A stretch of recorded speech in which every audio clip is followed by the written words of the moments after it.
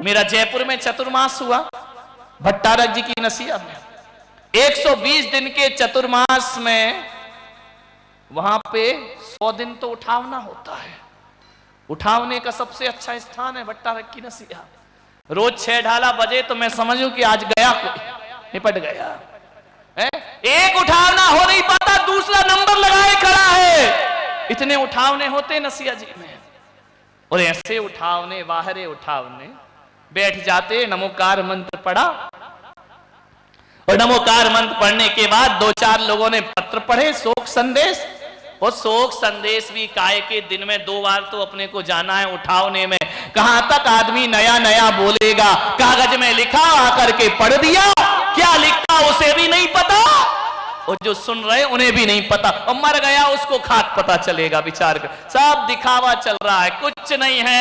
एक दुर्घटना घट गई वहां पर, एक की मौत हो गई। अब श्रद्धांजलि पढ़ने के लिए खड़ा किया गया। अब ऐसा खड़ा किया गया श्रद्धांजलि के लिए, उसने पर्चा निकाला, आराम से मुंह पोंछा। मैं बड़े, एक ध्यान रखना, विचार करना, सोचना, 80 साल के दादाजी की मौत हो गई। कितने साल के? 80 साल के दादाजी की मौत। पर्चा निकाल के पढ़ा, बड़े दुख के साथ हम ये बात बोल रहे हैं। हमारे हृदय को गहरा आघात पहुंचा है कि फलाने चंद जी अल्पायु में दुनिया से विदा हो गए। लोगों ने कहा अल्पायु, 80 साल में निपट रहा और अल्पायु बोल रहा है? पागल हो गया क्या ये आदमी? बोले इतनी सी उम्र में ना संसार देखा ना दुनिया देखी, मौत ने जिन्हें अपने आगोश में भर लिया। बड़ा दुख है, हम श्रद्धांजलि अर्पित करते हैं। उसको पकड़ के लाए, बोले इधर इधर, तू बोल क्या रहा रामलाल? अरे बोले क्या बोल दिया? अरे बोले अल्पायु 80 साल का दादा मरा है। अरे बोले गलती हो गई, पर्चा दूसरा निकल आया। तेरे की आदमी की, विचार करिए। बोले सुबह का पर्चा दोपहर में निकल आया। ये श्रद्धांजलियां हैं तुम्हारी, विचार करिए आप। कैसा जीवन है हमारा? आदमी को ये होश ही नहीं है कि हम क्या पढ़ रहे हैं और क्या बोल रहे हैं। ध्यान रखना मान्यवर, ये झूठी श्रद्धांजलि। आज मैं यदि दादी को याद कर रहा हूं, इसलिए नहीं कि वो मेरे ग्रस्त जीवन की दादी थी, इसलिए कि वो संस्कारों की एक मूर्त थी जिसने सारी दुनिया को संस्कार प्रदान किए। बहुत सरल, पहले पड़क गई, बाद में मुनि महाराज आते थे चौके में, अंजलि बंद करके बैठ जाती थी। मेरी चिंता मत करो, पहले महाराज का आहार कराओ। और जब तक महाराज ना बैठ जाएं, वो अंजलि बांध करके बैठी रहती थी। ध्यान रखना, क्रोध कभी जिसके जीवन में नहीं आया, ध्यान रखना। सासुएं तो बहुओं की तारीफ कर ही दें, लेकिन ये ऐसी दादी थी कि जिसकी बहुएं आज भी उन्हें याद करके इस उम्र में भी अपनी आंखों में आंसू भर लिया करती थी।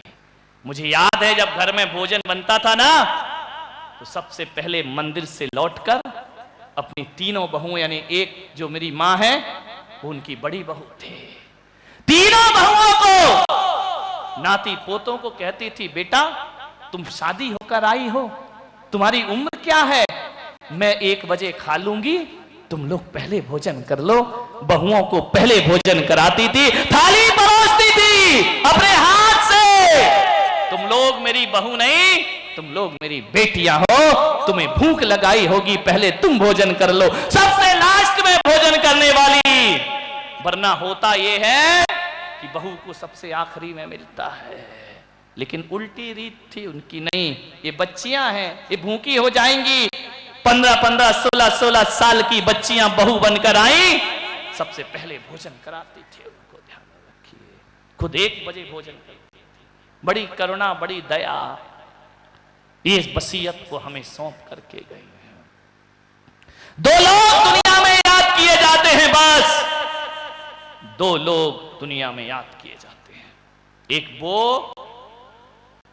वो व्यक्ति याद किया जाता है जो कुछ लिख करके जाता है, ध्यान रखना।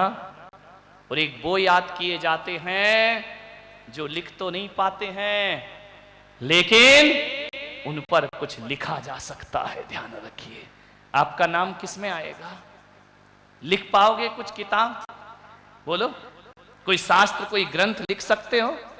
साइन करने में तो दिक्कत आती, लिखोगे क्या तुम? लिख सकते हो कुछ ऐसी किताब लिखो जो आने वाले लोगों का मार्गदर्शन करे। आचार्य कुंद ने 84 पाउंड लिख दिए, हजारों आचार हुए होंगे, लेकिन कुंद का नाम तो बड़े सम्मान से लिया जाता है। उन्होंने ग्रंथों का लेखन किया है। जिनसेन ने लेखन किया, समंत्रभद्र ने लेखन किया। आज उन आचार्यों को हम याद करते हैं। ध्यान रखें, आप एक पुस्तक लिखो, धर्म के लिए लिखो, जीवन के लिए लिखो, कुछ ना कुछ जरूर लिखो। हजारों वर्षों के बाद भी दुनिया तुम्हें याद करेगी। और दूसरी बात जो मैं आपसे कह रहा हूं, कुछ ना लिख सको तो ऐसे काम करो कि कोई तुम पर एक किताब लिख सके, पुस्तक लिख सके। ऐसा कोई काम अपने कर सकते हो।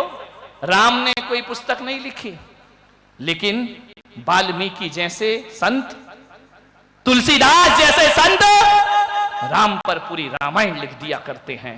महावीर ने एक पुस्तक नहीं लिखी, लेकिन महावीर के नाम पर हजारों पृष्ठों के ग्रंथ बना दिए जाते हैं। मेरा आपसे एक ही निवेदन है, चलेगा, एक ही निवेदन है मेरा आपसे, एक ही आग्रह मेरा आपसे है, कुछ ऐसे काम करो। आप क्या सोचते हो कि आपकी मान लो 5 मिनट ले लो, चलेगा कि जल्दी जाना है? आप क्या सोचते हैं? एक काम करना, आज घर जाकर के एक काम कर लेना, बस एक काम करना, आज घर जाना, मर जाना। मर जाओ यार, क्या करे इतने दिन जी लिया फालतू बेकार का, क्या करोगे रोज रोज जी करके? आज मर जाना सब लोग। नहीं, वैसे नहीं मरना, नहीं तो कल पंडाल में आएगा कौन?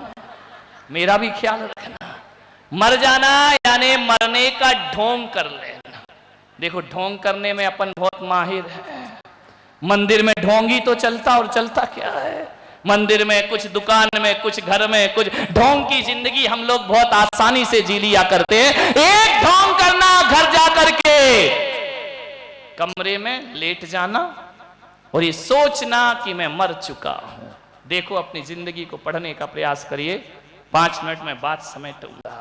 ढोंग करके मर जाना और लेटे लेटे ये सोचना कि मेरे लिए हकीकत में कौन रो रहा है। बड़ी बहू ईमानदारी से रोएगी या दिखावे में रोएगी? अपना मन बता देगा, किसी से पूछने की जरूरत नहीं। बड़ा बेटा मेरे लिए दुखी होगा या नहीं होगा? नहीं, बड़ा तो नहीं हो सकता, शायद छोटा वाला हकीकत में रोए। नहीं यार, छोटा भी मुश्किल ही लग रहा कि हकीकत में रोएगा। पत्नी वो भी शायद इसलिए रोएगी कि तुम्हारे बाद मेरा क्या, मेरे लिए कौन रोएगा? विचार करिए, ईमानदारी से देखना, अपने मन को परखने का प्रयास करना। कौन रो रहा है मेरे लिए? तुम्हारा उठाव ना हो रहा है, सिर्फ संदेश पढ़े जा रहे हैं। हकीकत में सोचना, क्या तुम्हारे लिए कोई 10 मिनट माइक पे कुछ बोल सकता है? बोलो, बहुत बड़ा होता है 10 मिनट बोलना, आसान नहीं होता है। क्या 10 मिनट तुम्हारे लिए कोई हकीकत में अच्छा बोलेगा?